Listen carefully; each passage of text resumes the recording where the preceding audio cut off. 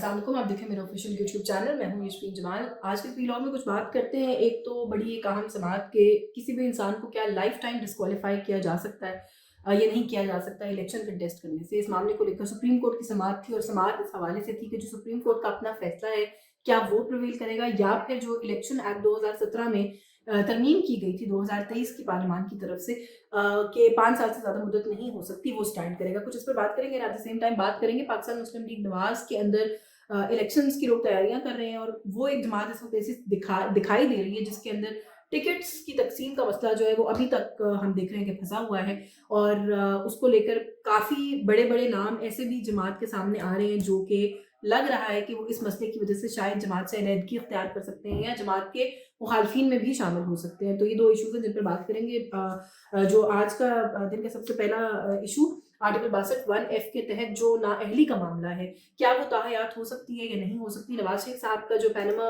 Issue के अंदर supreme court का जो डिसीजन आया था उसके तहत नवाज शरीफ साहब को ताहयात नाअहल करार दिया गया था।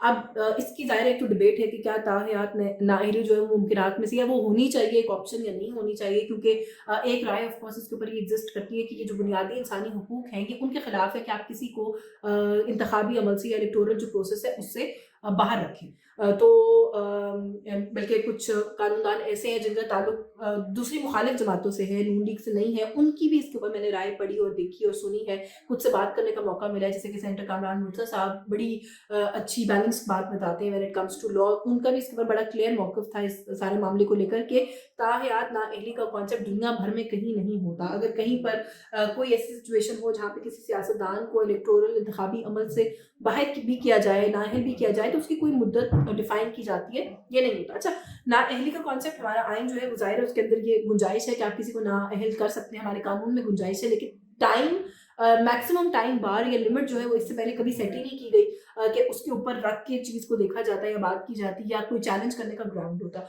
तो ये सुप्रीम कोर्ट की तरफ से भी एक फर्स्ट डिसीजन था जिसके अंदर किसी को ताहयात नाअहल किया गया।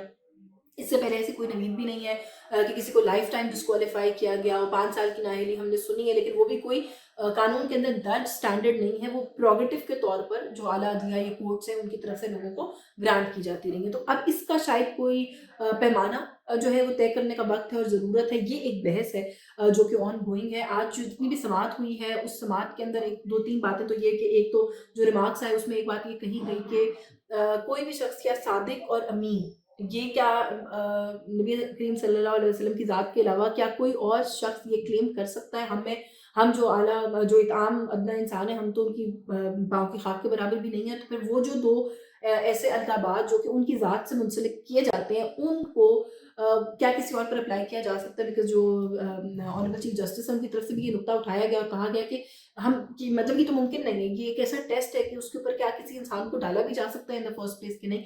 उसके ऊपर ज़ाहिर है एक सवाल लोगों के ज़हनों में आता है कि अगर ये इतना ही और जो कि है मतलब इसके अंदर कोई बहस नहीं है कि ये जो इतना एक क्रिटिकल मसला है कि आप किस तरीके से किसी को सादिक और अमीन का जो लक़ब है वो दे सकते हैं, तो फिर क्यों इस तरह की चीज़ आईन पाकिस्तान का हिस्सा है। अब अगेन उसके भी अगर बैकग्राउंड में जाए तो पॉलिटिकल विक्टिमाइज़ेशन के लिए इस मुल्क के अंदर एक डिक्टेटर ने जनरल ज़ियाउल हक ने इस मामले को आईन पाकिस्तान का हिस्सा बनवाया।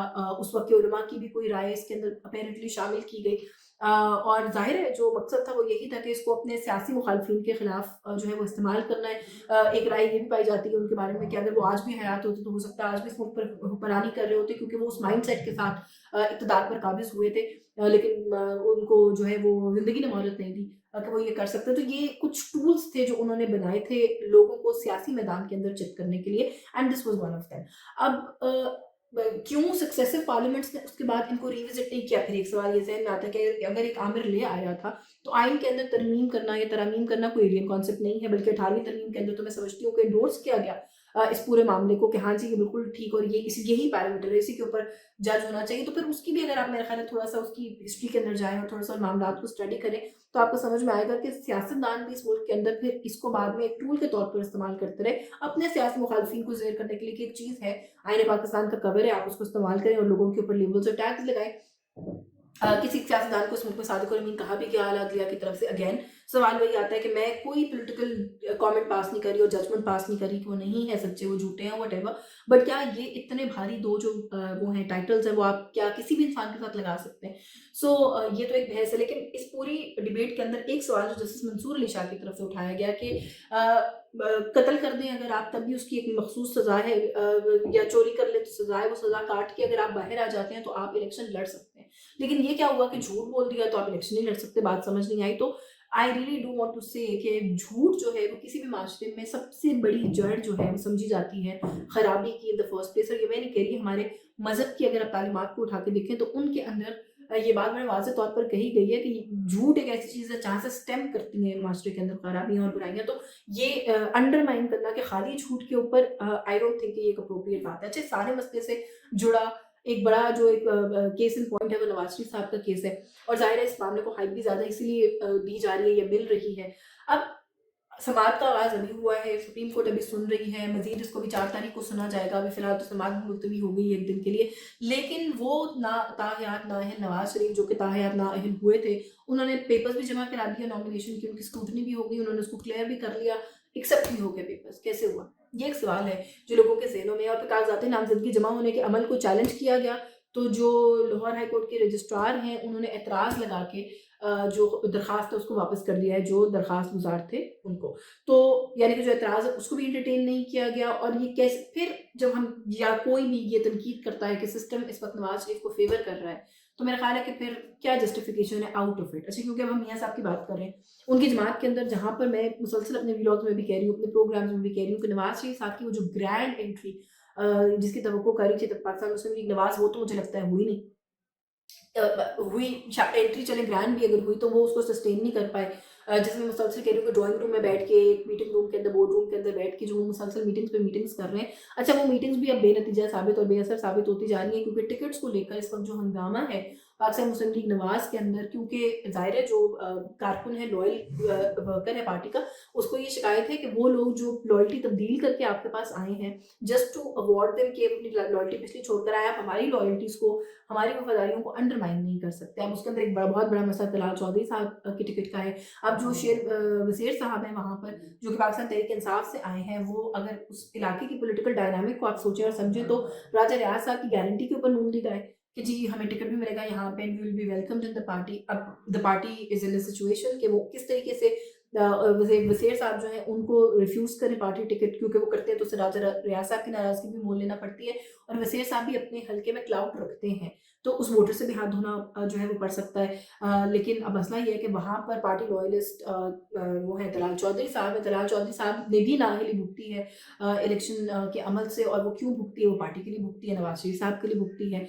अब क्या पार्टी उस कुर्बानी को डिसरिगार्ड करेगी? तलाल चौधरी साहब ने एक प्रोग्राम में कल बात की और उन्होंने भी एग्जैक्टली यही कहा है कि जो मेरी लॉयल्टी है, जिसकी वजह से मैंने एक सियासी कीमत भी चुकाई है, पार्टी को उसको डिस्कार्ड नहीं करना चाहिए। And he was very clear without mincing any words, he said कि मैं कारकुनों के बलबूते पर, उनकी स्ट्रेंथ के ऊपर जो है वो इंतखाबात में हिस्सा लेता हूँ, तो पार्टी सोच रही क्योंकि मेरी स्ट्रेंथ तो बरकरार है। तो आई थिंक कि जब ये सवाल भी बल्कि उनसे किया गया तो यानी कि कागजात नामजदगी तो मौजूद हैं और वो एक्सेप्ट हो गया, तो ही सेड बिल्कुल वो मौजूद हैं, मैंने पेपर्स जमा कराए और इलेक्शन तो फिर क्या इसको ऐसे रीड किया जाए कि तलाल चौधरी साहब पार्टी से लेंगी इख्तियार कर सकते हैं? अगर वो करेंगे तो उसका पार्टी का जो अपना वोटर है उस पर क्या इम्पैक्ट जाएगा कि पार्टी के साथ वफादारी करके कीमतें चुकाने वाले लोगों को, जो पार्टी दूसरी पार्टी से लोग आए हुए हैं, उनको नवाजने के चक्कर में पार्टी डिस्कार्ड कर रही है, क्योंकि ज़ाहिर इंप्रेशन तो होगा। फिर एहसन इकबाल दानियाल अजीज़ वाला इशू जो है वो भी अभी रिजॉल्व नहीं हुआ। दानियाल अजीज़ साहब अपने किसी कैंडिडेट को प्रोविंशियल असेंबली का सीट दिलवाना चाहते हैं, और एहसन इकबाल साहब ने अपने बेटे के कागजात नामजदगी apparently, if I am not wrong, वहाँ से जमा करा दी, बट वो भी एक रिफ्ट जो है वो हम देख रहे हैं कि अभी भी मौजूद है। अच्छा, पर लाहौर के अंदर शेख रुहेल असगर साहब, कुछ अर्सा पहले ये खबर निकलना शुरू हुई थी कि अपने हल्के के अंदर शायद उनको टिकट ना मिल सके जहाँ से वो ट्रेडिशनली इलेक्शन लड़ते हैं, तो वो मेरे प्रोग्राम पे आए थे एंड आई आस्क्ड हिम, तो उस वक्त तो उन्होंने खैर ज़ाहिर है गोल कर दी बात, but he did go on to say कि ये तो जब पार्टी फैसला करेगी तो मैं अपना फैसला कर लूँगा।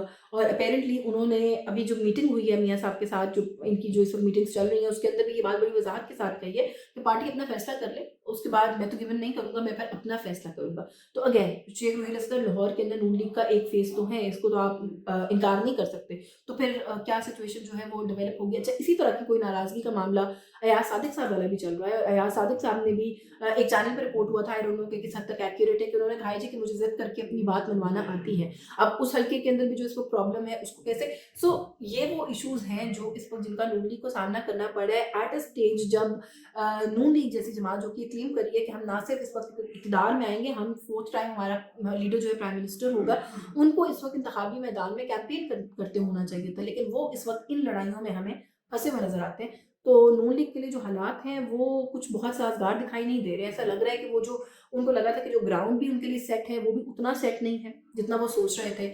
उन्हें लगा था कि वो अकेले ही घोड़ा दौड़ा के मैदान के दूसरे पार पहुंच जाएंगे, वो भी होता हुआ नजर नहीं आ रहा है। घोड़े को आगे ले जाने के लिए सपोर्ट दरकार होगी, वो कहाँ से मिलेगी ये भी मुझे नहीं पता कि उन्होंने अभी तक कितना उस पर काम किया है। अवाम के साथ रब्ता वो उस तरह से कर नहीं पा रहे जिस तरह से उनको करना चाहिए था। जो उनकी अपनी पुरानी लीडरशिप है, उनके अंदर नाराज़गी और फूट जो है वो अब खुल खुल कर सामने आ रही है। तो जो मामलात हैं हम किस तरफ जा रहे हैं, आने वाले दिनों में हम ज़रूर इस मामले की तरफ देखने की कोशिश करेंगे, नज़र रखने की कोशिश करेंगे। आज के इस वीलॉग से बस यही कुछ, मुझे इजाज़त दीजिए। आपको मेरा वीलॉग पसंद आया तो चैनल को सब्सक्राइब कीजिए, मेरे कंटेंट को लाइक कीजिए। अल्लाह हाफ़िज़।